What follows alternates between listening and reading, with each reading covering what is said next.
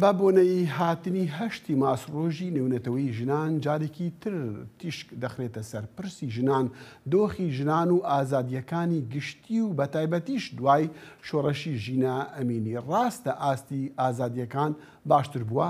خانم سۆڵماس درودی چالاکوانی مافی مرۆڤ لە سوید ڕاستەخۆ لەگەڵماندایە. ئەم کاتت باش و زۆر سپاس بوو کاتی جەنابەت، یعنی پرسیارەکە هەر ئەوەندەیە زۆرجار دووبارە دەکەینەوە. شۆڕەشی ژینە ئەمینی بوو بەهۆی ئەوەی کە ئازادیەکان لە ئێران باشتر بن بەرەو پێشەوە بچن؟ هەموو کاتێکت باش و سڵاو لە ئێوە و سپاس بۆ ئەم دەرفەتە. دیاریکردنی ڕۆژێک وەکو ڕۆژی جیهانی ژن بۆ ئەوەیە کە سەرنجی زیاتر بدرێتە ئەو نائەداڵەتی و هەڵاواردنەی بەهۆی ڕەگەزیەوە، چ لە دەرفەتنەدان بۆ پشکەوتن و پشکوتنی ژنان و چ لە ڕێگریکردن لە بەشداری چالاک و پڕبەپڕی ژنان لە کۆمەلگادا و چێژ وەرگرتنیان لە ژیاندان گرتووە. ئەو ڕۆژە ڕۆژێکی سمبولیکە بۆ وەبیرهێنانەوەی بوونی ستەم و نەعەداڵەتی لەسەر ژنان. دیارە بزوتنەوەی ئەم جارەی شۆڕشی ژینە بە دروشمی ژنجیان ئازادی بە پشتبەستن بە ئەزمموی ساڵها خەبات بەرامبەر بە سەرکوت و بێمافکردنی ژنان دەستی پێکرد. ئەم خەباتە بەرامبەر بە حکوومەتێک کە یەکێکە لە سەرکوت کارترین و دژە ژنترین و دژە مرۆڤترین دەسەڵاتەکانی سەردەمە. ئەم ڕاپەڕێنە لە ڕاستیدا بە شێوەیەکی زۆر بەرین و لە ئاستێکی زۆر بەرزدان نە لە هەر کوردستان و ئێران بەڵکو سەرنجی هەموو دنیای بەلای خۆی و ڕاکێشە و ئەو وێنایی کە دەسەڵاتدارانی کۆماری ئیسلامی ئێران لە ڕێگەی لابیەکانیانەوە هەڵیاندا وێنایەکی خەیاڵیان دروست کرده بوو لەسەر ژیانی تاکەکان لە ناو جوغرافیای ئێرانە. ئەو وێنایی بەڕاستی کەمڕەنگ کردەوە.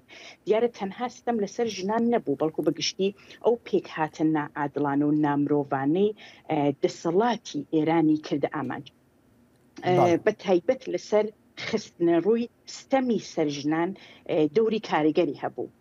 جا ئێستا بە دڵنیایی و هەمومان ئەومان بینیوە کە ڕای گشتی زۆر ڕوونترە لەسەر ئەو ستەمەی کە لەسەر ژنانە هەیە. سۆڵماس خانم دەویست باسی ئەوە بکەم کە ئێمە دەزانین زۆر سەختە چالاکێکی ژن لە ناو ئێران بتوانێت لەگەڵمانە قسە بکاتن، لەبەر خۆ دەزانی باری ئاسایش. بەڵام خۆشبەختانە دقیقە بە دقیقە هەواڵی ناو ئێران بە ڕێگای سوشەل میدیا دێتە دەرێ، دەگاتە هەمومان و هەمووشمان و جەنابش دەزانی خۆتش کە یەکی لەوانەی کە پەیوەندیت هەیە لەگەڵ خەڵکی خۆت لەوێ. بۆچوونی ئەوان چییە؟ یعنی ئەوانە گەشتبینن بەرامبەر بەوەی کە شۆڕەشی ژینە ئەمینی گۆڕانکاریکی دروست کردووە لە ژیانیاندا؟ بەڵێ بێگومان ئەو لە ڕێگەی و پەیوەندیانەی کە بوومە شتایە کە ئینسان بیستێت لەوانەیە بە دەستکەوتایەکی زۆر بچووک لە قەڵم بدرێت، بەڵام بەڕاستی دەستکەوتایەکی گەورەیە و ئەبێ بپارێزرێت. ئەوەی کە باسی ئەکەن هەر لە فڕێدانی لەچک و سووتاندنی و هەر ئەوەی کە ئەمە بووە چەخماخەی ئەو شۆڕەشە هیوە وە پشتگیری لەلایەن تاکەکانی دیکەی کۆمەلگا. ئەمە بووە هۆی ئەوەی کە ئەم شۆڕەشە گەرای مافخوازی و یەکسانی خوازی لە دڵی کۆمەلگا بە تایبەت جیلی نوێ داناوە و ئەوەی کە خودی ئەوەی کە باسی مافی مرۆڤ مافی ژن بووتە مەسەلەیەکی گشتی، بووتە ئەوەی کە زۆربەی تاکەکان بەلایەنەوە گرنگە. ئەمە یەکێکە لە دەستکەوتەکان، یەکێکی لە هەر دەستکەوتە گرنگەکان کە زۆربەی تاکەکان وریا بوونەتەوە، هۆشیار بوونەتەوە و هەوڵی بەدەستهێنانی مافەکانیان ئەدەن.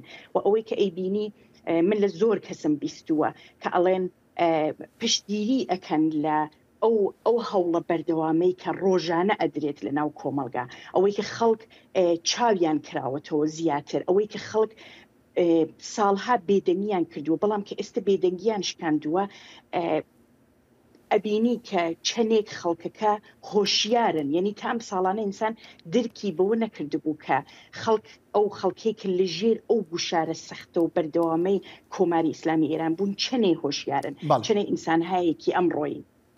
بەڵام بۆ نمونە سۆڵماس خانم دوێنێ لە توێژیان من وتوێژەکە دوێنێن بینی، بەڵام پێش دوو ڕۆژە وتوێژەکە کرابوو CNN یەکی ڕۆژنامە نووسەکانی ناودار کە بە ئەسڵ ئێرانیش کریستین ئەمانپور لەگەڵ وەزیری دەرەوەی ئێران وتوێژێکی کردو بوو باسی ئەوەی دەکرد کە وەکو بڵێ دەستدرێژی لەسەر خانمان دەکرێت لە زیندانەکاندا ئەو هەڵبەتە ڕێتی کردوتەوە تا چەندێکێک دەتوانێت ئەم هەواڵانەی کە لە ناو تورکیا جارجا دەرەچن پشتڕاست بکەینەوە ینی ڕاستە ئەم تویژیە بەرامبەر بە ژنان هەیە کاتێکە دەستیان بەسەردا دەگیرێت. ئەوەی کە حکوومەتی کۆماری ئیسلامی ئێران هەمیشە هەوڵی داوە کە بە شێوەی جۆرا و جۆر ئەو کەسانەی کە نائەڵێن یا ئەو کەسانەی کە هەڵوێستیان وەرگرتو بەرامبەر بە ئەو کۆمارە سەرکوت بکات. جا سەرکوتکردنەکە چ لە ڕێگەی لێدان بێت، چ لە ڕێگەی بێدەنگکردنیان بێجا بێدەنگکردنەکانیش لە ناو زیندانەکان بە شێوەی جۆرا و جۆرە ئەوەی کە لە لێدان و بە شێوەی فیزیکی و بە شێوەی دەرونی فشارە خاتە سەر یان یەکێکە لەو شتانەی تریش کە بەردەوام کردویانە لە ناو زیندانەکانی کۆماری ئیسلامی ئێران دەستدرێژیکردنە سەر ئەو تاکانەی کە ئەگیرێن بە تایبەت ژنان. یعنی ئەمە شتێکە کە زۆرێک لەو ژنانەی کە دواتر مەسەلەن ئازاد بوون باسییان کردووە ئەوەی کە من بیستومە لە ئەو کەسانی کە لە پەیوەندیان لەگەڵیانە باسی واکەن کە ئەو کەسانی کە لە زیندان دێنە دەرەوە بێدەنگی هەڵەبژێرن باری دەرونیان ناجێگیرە یعنی ئەمە دیارە کە بە بەردەوامی فشاریان لەسەر بووە و دەستدرێژیکردنیش بەڕاستی ئەبێتە تراومایە بۆ کەسانە کە دێنە دەرەوە کە باسکردنی لە ناو کۆمەلگایەک کە زۆربەی ئەو باسانە تاپۆیە ئاسان نییە و ئەمە یەکێک لەو شتانی کە بەردەوام کۆماری ئیسلامی کردوێتی لەم دوایانەیشە بە ڕێگەی گاز فڕێدانە ناو قوتابخانەکان بۆتە هۆی ئەوەی کە بە شێوەیەکی دیکە ئەیەوێت ئەو تاکانەی کە نایەنوتوە سەرکوت بکات. باڵێ خانم سۆڵمەز درودی چالاکوانی ما فیمرۆف لە سوید لەگەڵمان بوو. زۆر سوپاس. زۆر سپاس بۆ ئێوەش.